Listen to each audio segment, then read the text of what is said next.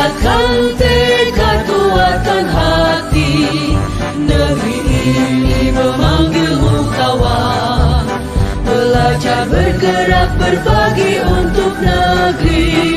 Guru penggerak majukan pendidikan. Assalamualaikum warahmatullahi wabarakatuh. Berjumpa lagi dengan saya Siti Hanina, CG Angkatan 10, Kabupaten Kuburaya dari SMP Negeri 2 Batu Ampar. Di sini di samping saya telah ditemani oleh seorang guru PKN.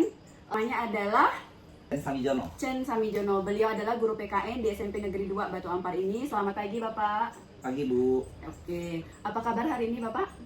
Alhamdulillah baik Bu. Alhamdulillah baik. Hari ini kita akan melakukan percakapan pra-observasi ya Bapak ya. Sebelum nanti saya akan mengamati bagaimana jalannya kegiatan proses pembelajaran Bapak di kelas. Nah, sebelum observasi itu kita melakukan yang namanya pra-observasi. Percakapan ini tujuannya adalah untuk mengetahui atau mengevaluasi jalannya proses pembelajaran yang Bapak lakukan nanti di kelas. Dan mengapa hari ini kita melakukan percakapan pra-observasi? Ini merupakan sebagai persiapan awal sebelum masuk ke kelas Bapak dan melakukan proses pembelajaran nanti agar Bapak lebih siap masuk ke kelas dan melakukan proses pembelajaran sehingga berhasil nanti prosesnya. Baik Ibu. Begitu ya Bapak ya. Nah, ada beberapa pertanyaan yang ingin saya sampaikan kepada Bapak. Yang pertama adalah berkaitan dengan tujuan pembelajaran. Nah, kira-kira apa nih tujuan pembelajaran yang ingin Bapak capai dalam proses pembelajaran nanti? Untuk hari ini kan saya mengambil materi Pancasila itu sebagai dasar negara dalam kehidupan sehari-hari. Jadi dalam tujuan pembelajaran saya kali ini, saya ingin peserta didik itu bisa menerapkan Pancasila itu sebagai dasar negara itu di lingkungan keluarga dia, di lingkungan sekolah, dan juga di lingkungan masyarakat. Jadi paling tidak itu aturan-aturan dasar dalam keluarga, sekolah maupun masyarakat peserta didik itu bisa mengetahui. Berarti ya peserta didik dapat menyampaikan ya Pak apa saja contoh-contoh gitu ya Pak ya? Contoh-contoh yang dapat mereka praktekkan pada kehidupan sehari-hari. Oke, yang kedua adalah area pengembangan yang ingin Bapak capai dalam observasi nanti ini, kayak misalnya pengetahuan dan keterampilan yang ingin Bapak capai dari peserta didik apa nih Pak? Yang ingin saya capai itu biar mereka itu bisa mengembangkan, mempraktekkan, mengamalkan Pancasila itu sendiri. Nah, jadi jangan hanya mereka bisa menghafalkan aja Bu. Jadi misalnya dalam kehidupan keluarga, apa sih yang bisa mereka amalkan sesuai dengan sila-sila yang ada di Pancasila itu. Nah, yang ketiga nih Bapak, saya ingin mendengarkan Bapak bagaimana rancangan pembelajaran mulai dari strategi, metode, dan model pembelajarannya. Gimana Pak?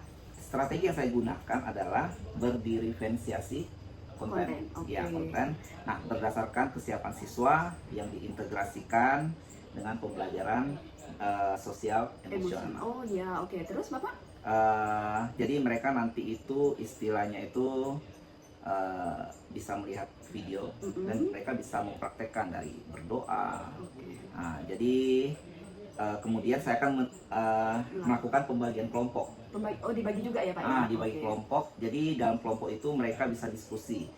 Mereka bisa diskusi dalam hal apa-apa aja sih yang bisa dilakukan dalam kehidupan keluarga, sekolah, dan juga masyarakat dipraktekkan dalam Pancasila itu.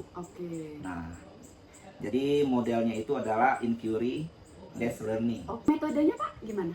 Mungkin mereka diskusi kelompok, habis itu tanya jawab, habis itu mereka maju ke depan untuk menjelaskan apa yang hasil diskusi yang mereka lakukan itu. Bapak.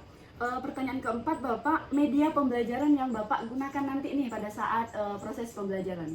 PowerPoint, terus laptop, terus video.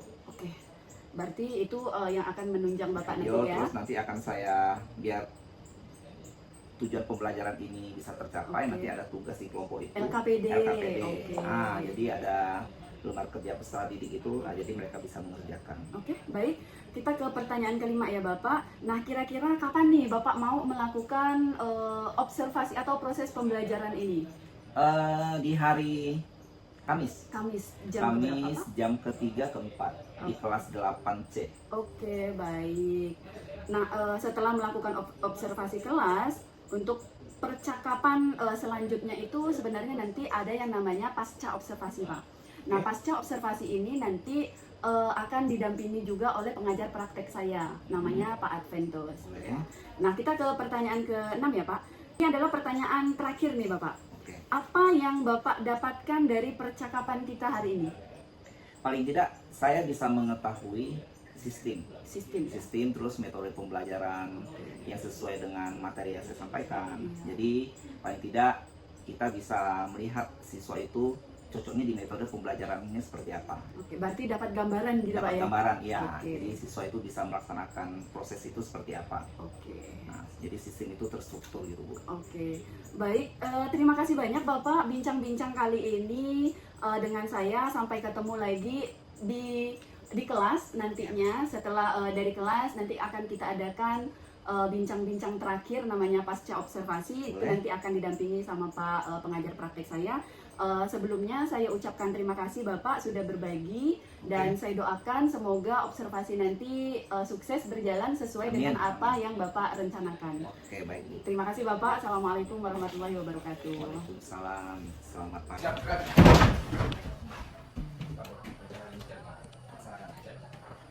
Sebelum belajar mana kita berpamor, kita masing-masing dimulai.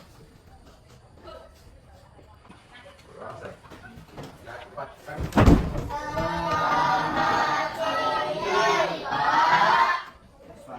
semua. Sebelum kita mulai pembelajaran hari ini, kita cek dulu nama Bung Siau Judil Erdi Prasetyo Fatir Al-Hafiz Natasha. Oke, berarti hari ini 3 anak tidak masuk ya. Oke, apa kabar hari ini semua? Baik, Pak. Jadi di pembelajaran sebelumnya kita telah membahas Pancasila sebagai dasar negara. Nah, sudah saya jelaskan. Terus Pancasila sebagai dasar negara di lingkungan keluarga juga sudah saya jelaskan. Sekarang kalian lanjut ke pembelajaran selanjutnya, yaitu Pancasila sebagai dasar negara di lingkungan sekolah. Oke, kalian buka bukunya di halaman 6.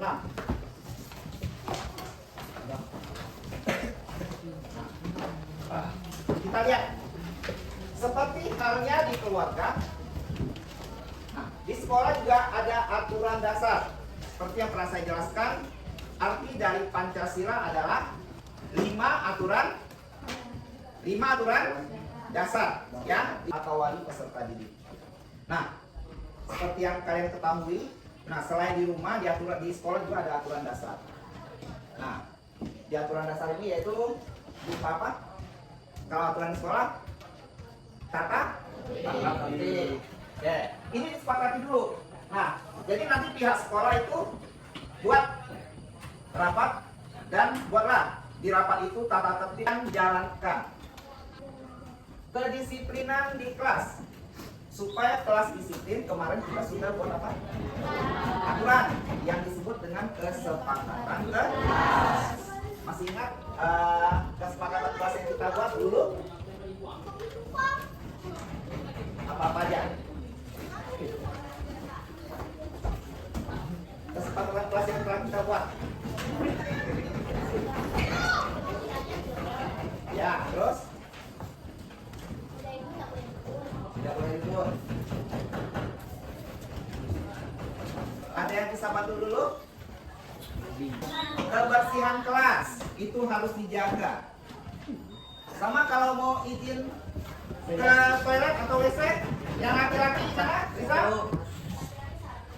1 orang. Kalau perempuan?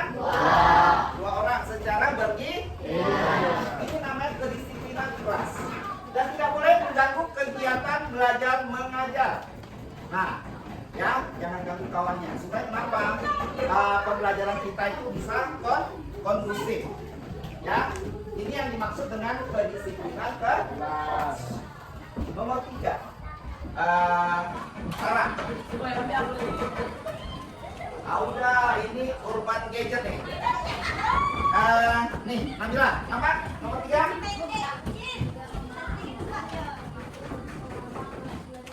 Tidak memainkan gadget selama proses belajar mengajar. Apa itu gadget? Handphone. Ya, tidak boleh memainkan gadget selama proses belajar mengajar. Kalau kalian memainkan gadget selama proses belajar mengajar itu tidak akan fokus. Nah, fokus ya sama handphonenya nanti. Ya kan? Sama juga yang kemarin pada saat aturan di keluarga. Ya kan? Juga tidak boleh main handphone saat makan. Kecuali gadget ini digunakan untuk proses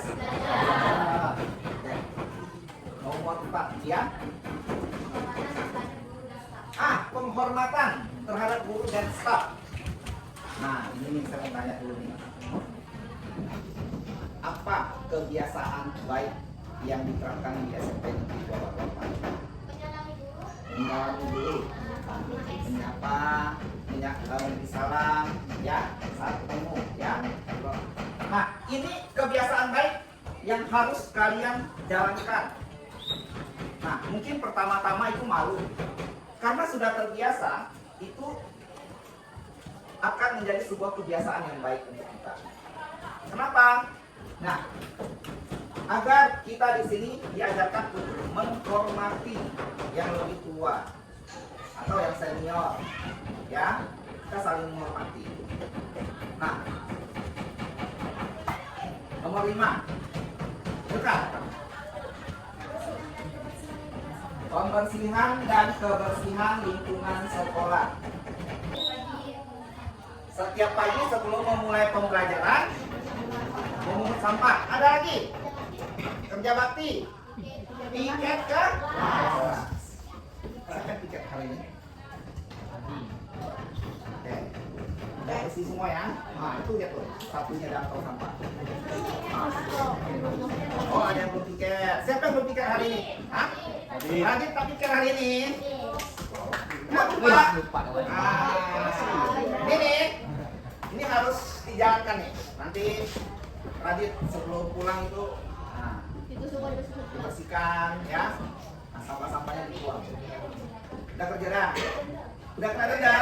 Apa kesepakatan kelas kalau tidak tiket? 1.000. Oh, jadi itu bentuk tanggung jawab. Nah, kalau bapak sih kalau disuruh gitu setiap hari bapak tak tiket lah. Ya, kita harus tanggung jawab. Nanti kalau kita merasa ada duit, itu jadi kebiasaan. Jadi kebiasaan. Kalau dia ada duit, dia penting dia bayar. Jangan tanggung 1.000, kasih 50.000. Tak berani dia. Kalau 1.000 kecil. Kalau 50.000, biarkan dia. Dia akan tanggung jawab. Mak, enggak tiket 50.000. Kalau selanjutnya kalian perhatikan video berikut ini. Ya.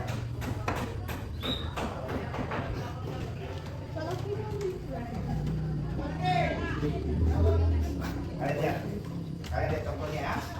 Salah satu penerapan.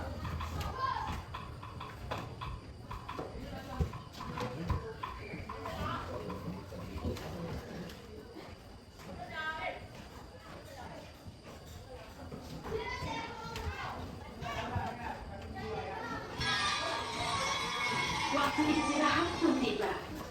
Sebagian anak-anak berlarian menuju kantin. Andrein datang menghampiri Nabila. Ayah, jangan bingung. Maaf, aku nak bekal dari rumah. Tidak lama kemudian, ada Bagus datang menghampiri Nabila. Boleh tidak aku makan malam kalian? Makan sendiri, tidak berdoa. Mereka berdoa bersama. Tuhan, terima kasih atas makanan yang kau berikan. Semoga makanan ini menambah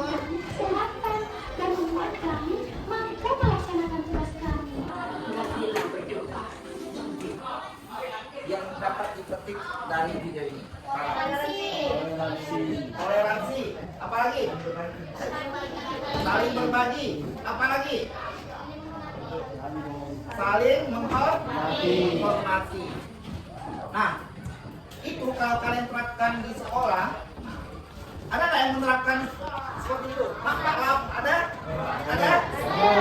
Atau ada yang ke kantin langsung makan, Nek? Ngasih, Nek, duduk langsung makan. Adi. Ada?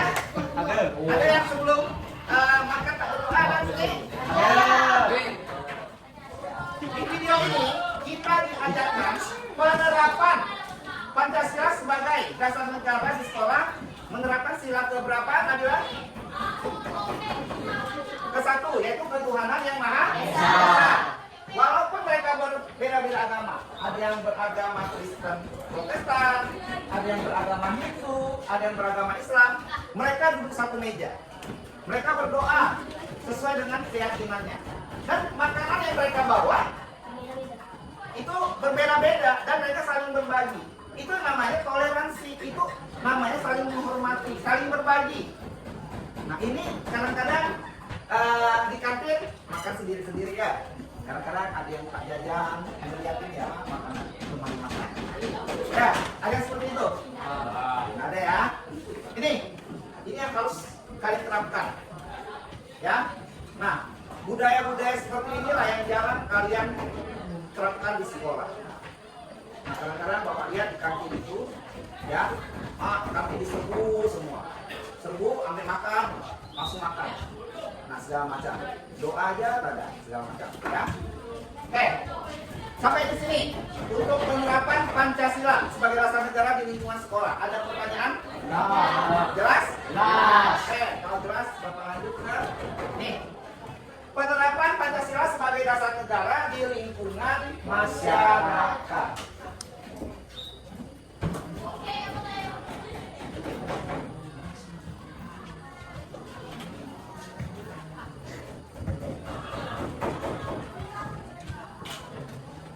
Di lingkungan masyarakat. Oke.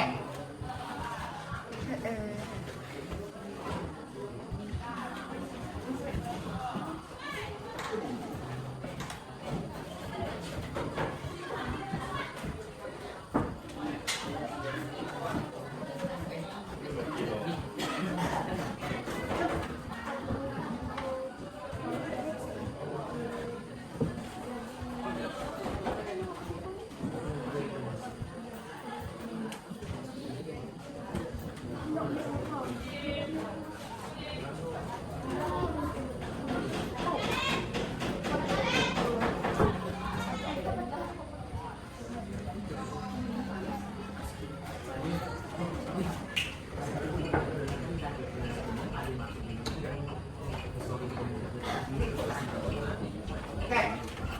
Penerapan Pancasila sebagai dasar negara di lingkungan masyarakat.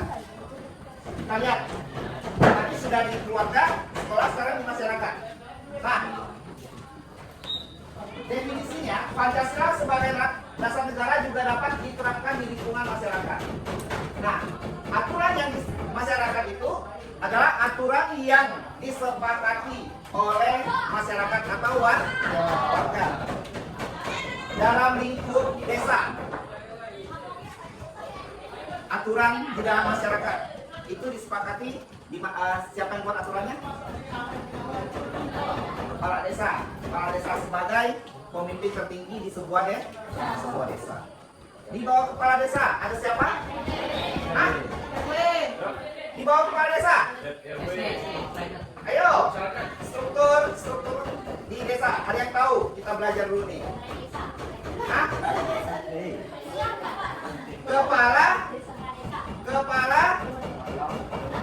Kepala dusun. Kepala desa itu tidak bisa kerja sendiri. Batu Ampar ini luas. Kalau mau suruh ngantau, dia pasti ada yang bantu. Kepala desa dibantu oleh kepala dusun. Nah, nanti kepala dusun, yang bantu kepala dusun siapa? RT dan RW. Nah, sekarang Bapak tanya. Kamu tinggal di mana? Suci? Kalau Mas Sora, RT berapa? 13. Siapa ketua RT-nya?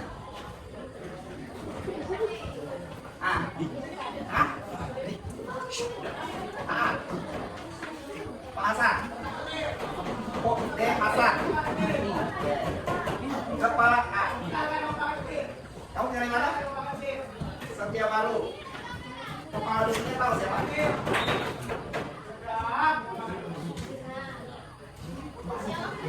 Ayo. Nah. Bisa doain. Kepala dusun doain siapa? Bisa. Hah? Bang Didi. Kepala desa Batu Ampar siapa? Nih, siapa? Milka, kepala desa Batu Ampar siapa? Auda. Tertinggi di desa nggak tahu.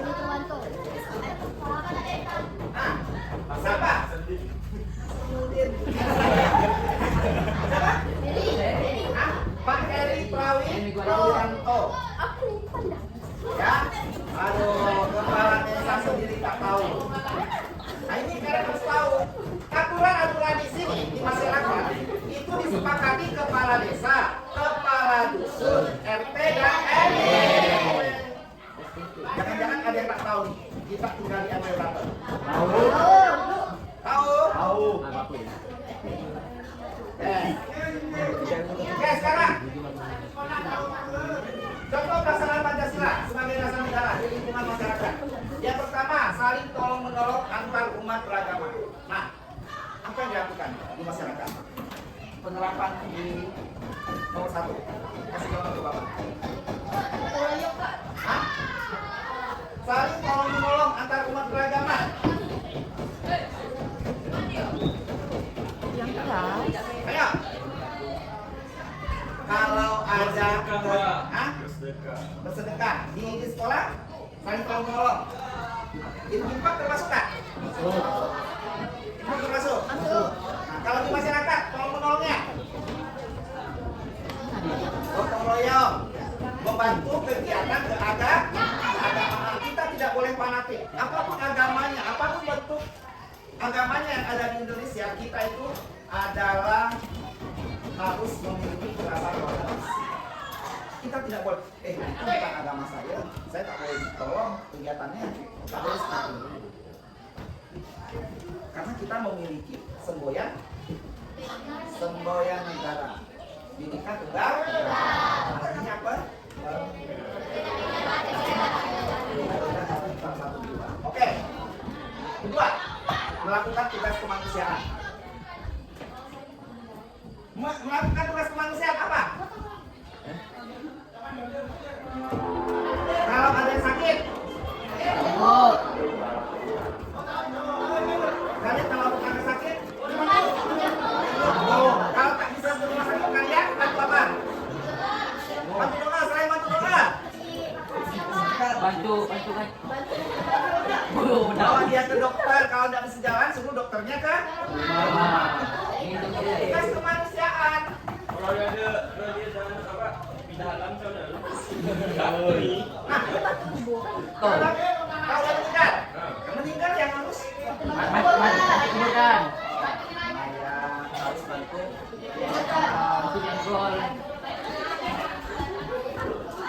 Kegiatan-kegiatan seperti itu kita tidak bisa menutup mata. Karena kenapa? Kita manusia adalah makhluk sosial. Makhluk sosial itu adalah tidak bisa hidup tanpa bantuan orang lain. Dari lahir sampai kita meninggal. Betul sekali. Pancasila adalah dasar negara Indonesia dengan semboyannya yang berbunyi Bhinneka Tunggal Ika. Siapa yang tahu apa arti dari semboyan tersebut? Walau berbeda Indonesia. Jadi jelas ya, kalau nilai-nilai dalam Pancasila adalah ketuhanan, kemanusiaan, persatuan, kerakyatan, dan keadilan. Nilai dari kelima sila Pancasila ini dapat diterapkan dalam kehidupan kita sehari-hari, mulai dari lingkungan keluarga, sekolah, hingga masyarakat. Pak Guru, apa contoh penerapan nilai-nilai Pancasila di lingkungan masyarakat? Wah, pertanyaan yang bagus, nak. Indonesia ditinggali oleh orang yang memiliki ragam agama atau kepercayaan. Sehingga penerapan nilai dari sila pertama Pancasila di lingkungan masyarakat adalah menjunjung toleransi dalam beragama. Artinya, kita tidak boleh menghina atau merendahkan agama atau kepercayaan orang lain. Tidak mengganggu atau melarang. Nah, membuat kelompok, satu kelompok itu 4 orang. Jadi nanti kalian jawab pertanyaan sesuai dengan itunya, kelompoknya ya. Margaret samping Nabila Margaret. Jadi langsung saja ini berempat satu kelompok, Margaret ini satu kelompok, ini satu kelompok, belakang satu kelompok, belakang. Tugasnya, ya, kalian langsung jawab di belakang, ya. Nama kelompoknya tulis nanti. Ya, Bapak kasih waktu 10 refleksinya. Refleksinya, Pak. Ya, jadi kan ini dua nih pelaksanaan, ini refleksi. Iya. Ini refleksi. Ini ada lagi. kalau kalian perhatikan, refleksi. nggak lama ngerjakan sebelumnya itu kelamaan. Ini dari dia di sini.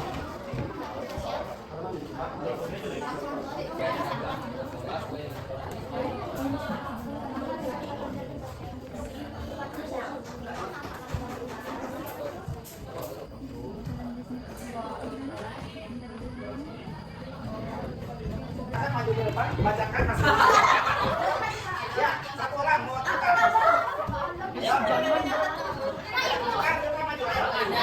Wakilnya, yang lain dengarkan.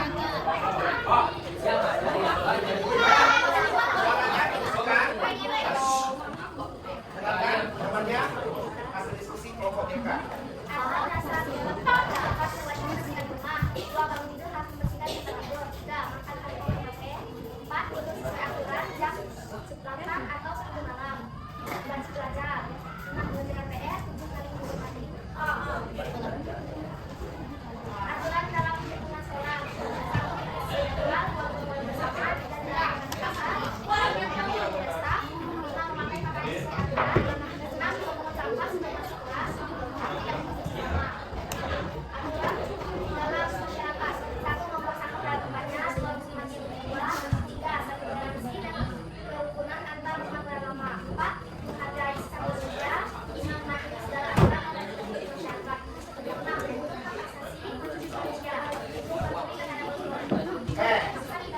Tepuk tangan untuk kelompok MK.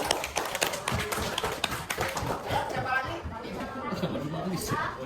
Kemarin kan bakal aja dengan gila. Waktu bilang besar sebulan ya kan?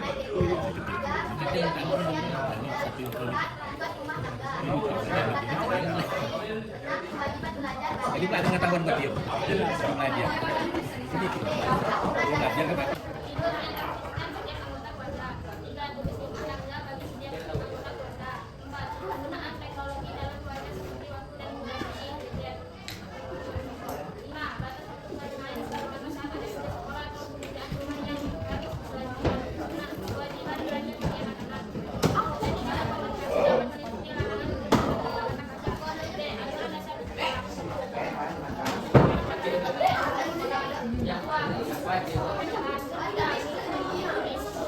Makan azab.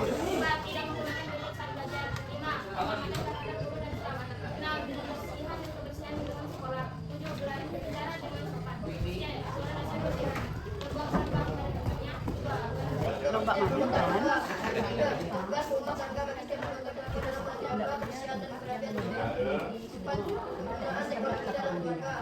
Tapi kalau misalnya Pak, lomba kebiasaan penanaman lingkungan itu bisa yang di dalam juga ada nanti, ada kulit baca, dan itu kayaknya di atas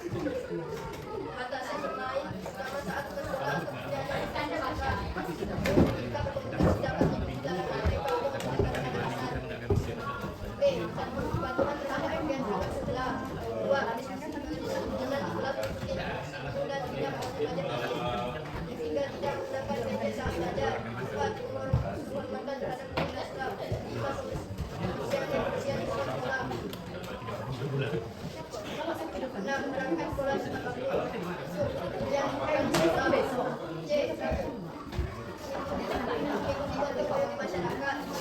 Kita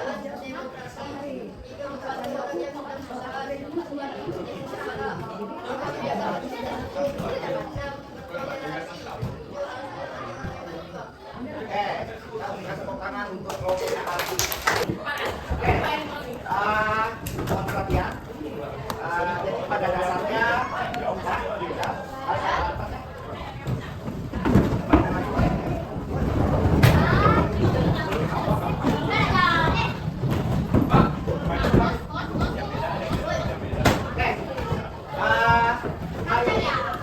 untuk materi Pancasila sebagai dasar negara, ya, lingkungan keluarga, masyarakat dan sekolah sudah kita selesaikan. Sampai di sini ada pertanyaan? Jadi untuk materi minggu depan kita masuk ke Pancasila sebagai pandangan hidup, ya, sebagai pandangan hidup. Nah, sebelum kita akhiri, ada pertanyaan? Tidak ada. Saya cukupkan sampai di sini. Selamat pagi semua.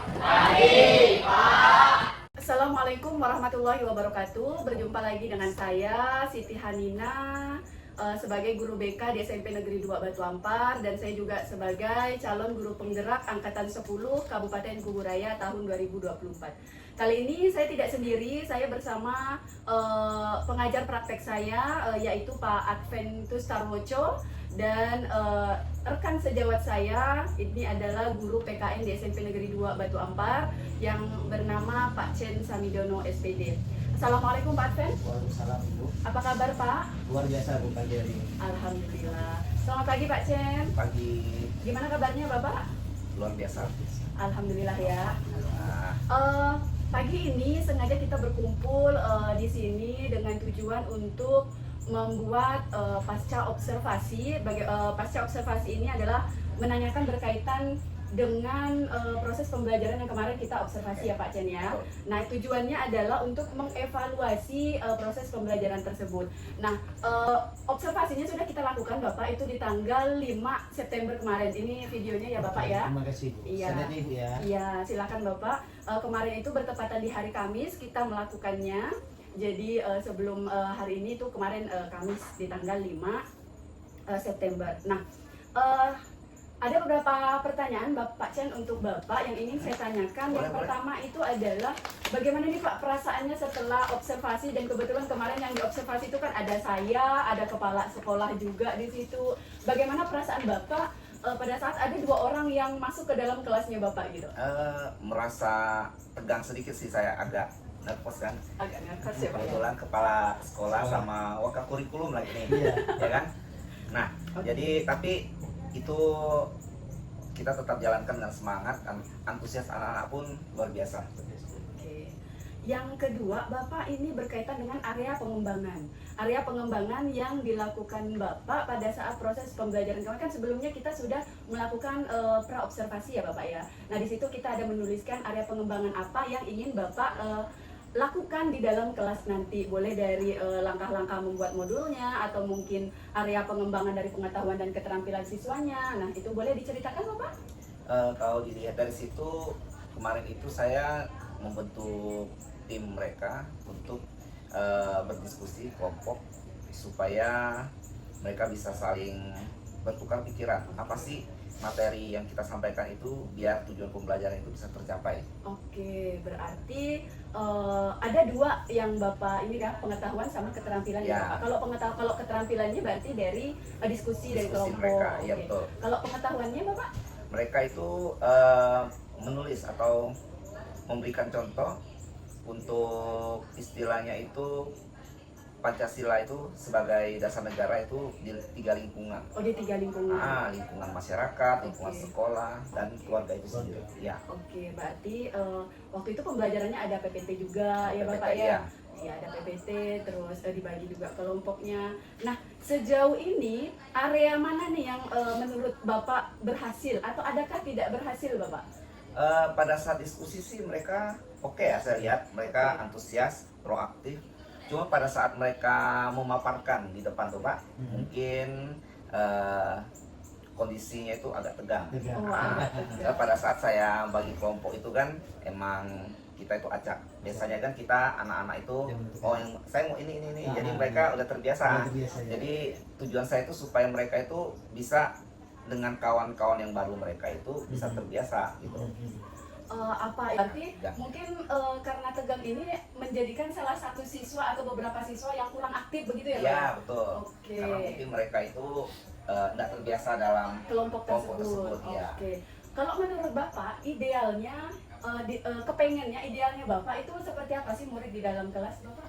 Kalau saya sih maunya mereka itu pembelajarannya itu aktif dan tidak memilih-milih teman. Makanya kemarin semua sama, saya maunya makanya kemarin sistem saya pilihnya itu acak. Ya udah saya ambil ini kelompok ini. Mereka juga agak kaget kok kayak gitu. Ada yang malah minta, "Wah, saya pindah kelompok boleh enggak, Pak?" Nggak bisa, makanya kita beradaptasi sini. Nah, Pancasila ini kan kita kebinekaan saya bilang. Jadi tidak boleh pilih-pilih kelompok saya bilang itu.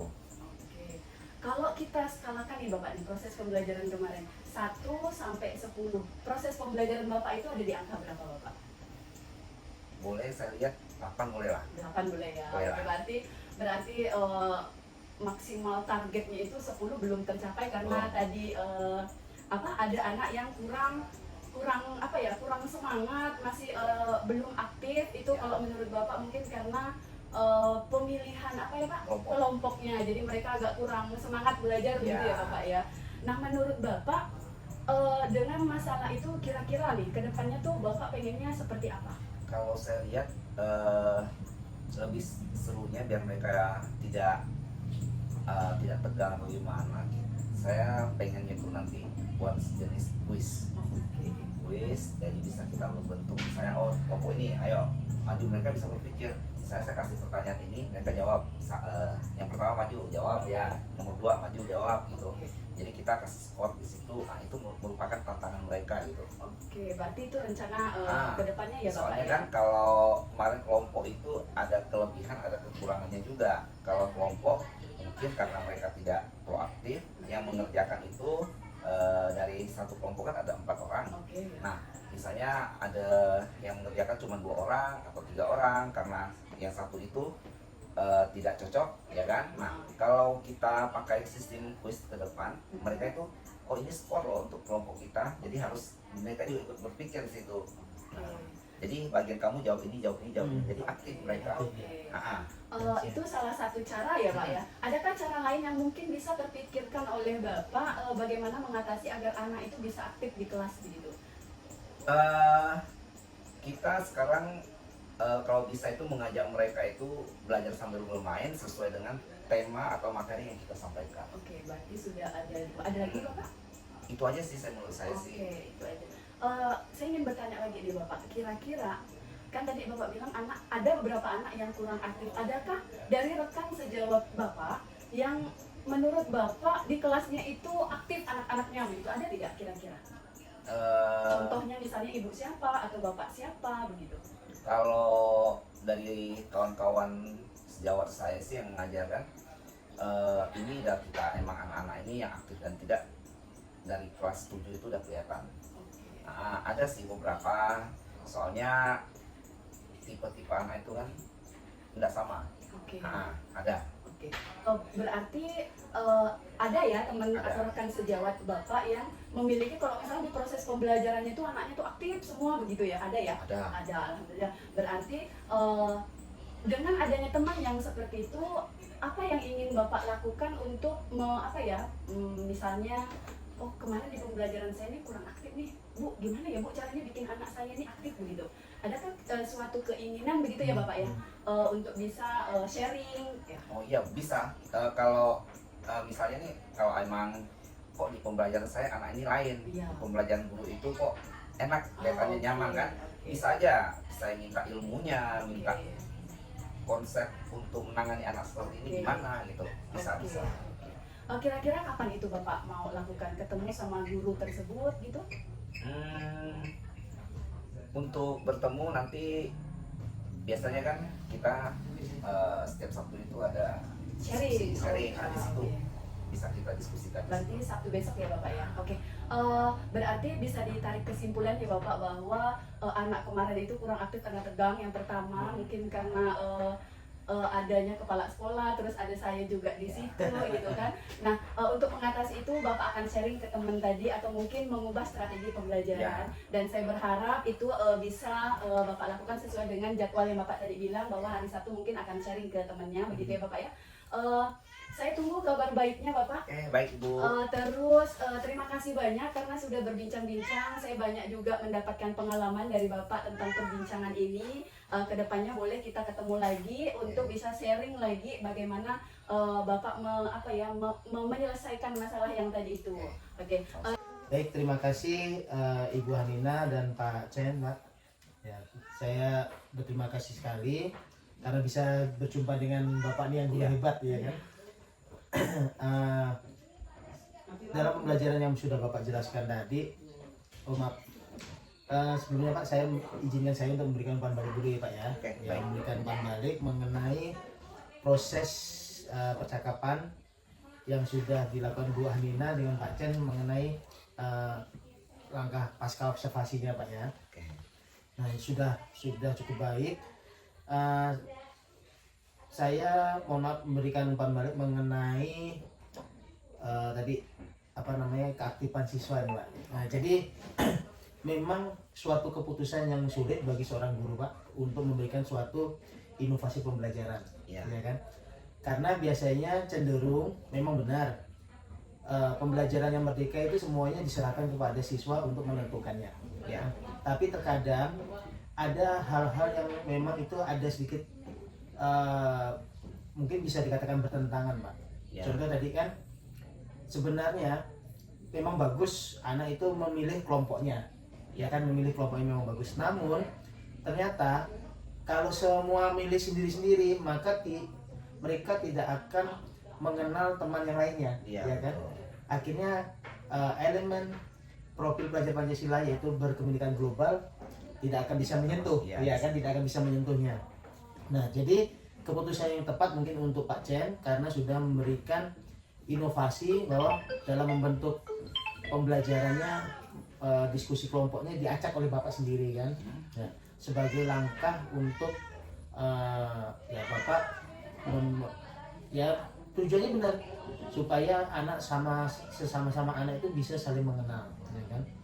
Tapi tadi saya lihat di belakang bahwa sudah ada upaya dalam Bapak, walaupun tadi membuat anak tegang bagaimana kan, karena dia tidak sekelompok dengan temannya. Kalau bahasa anak-anak remaja kan bestinya, ya kan, soulmate-nya. Biasanya kan milih teman yang ya namanya bestie kan ada keragaman, apakah dia sama-sama satu daerah, apakah dia sama-sama suka satu RT atau suka aktor favorit namanya kan. Nah, aktor Korea namanya kan, itu biasa Pak untuk di tingkat SMP.